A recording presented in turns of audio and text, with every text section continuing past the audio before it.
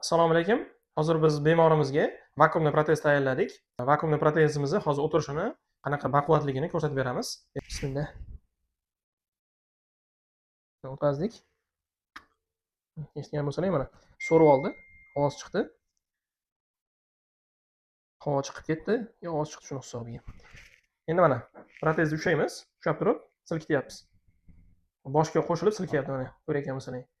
Pastga tortyapman, chiqmayapti mana. Chapga, o'ngga. Rostdanmi tog'a yo aldayapmanmi? Zo'r. Rostdan chiqmayaptimi? Hozir. Yo klelab qo'ydingmi? Yo'q, zo'r. Aha. Juda yaxshi. Mana shunaqa. Yaxshi o'tirsa protez. Ha. Shunaqa nima bo'ladi. Endi uni chiqarishni ham yo'li bormi? Qattiqdan keyin chiqarish yo'li bor. Ozgina orqadan havo chiqarib turib, qilsak, havo kirgazib turib narsa bo'ladi. Buni qanaqa protezdan yasasa bo'ladi deyshadi. На самом деле plastmassasini aloqasi yo'q.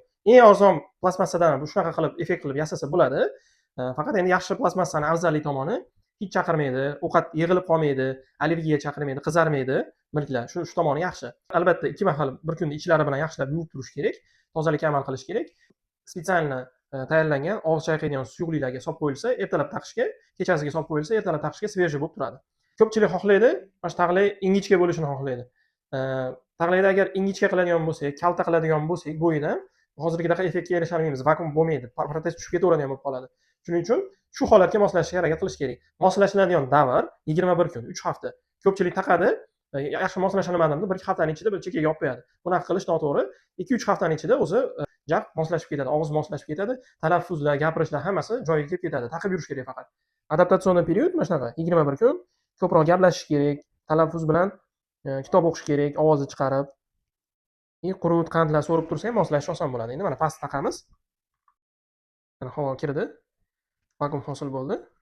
Bemorimiz ancha vaqtdan beri tishsiz yurganlari uchun hozir qanday tishlashni ham muskullar unutib qo'ygan. Hozir sekin-sekin shu narsa joyiga keladi. Bir xilda tishlab mana shunaqa bo'lib qoladi keyin tishlashlaringiz ham xudo xolasa. Mayli, sog' bo'linglar, omon bo'linglar.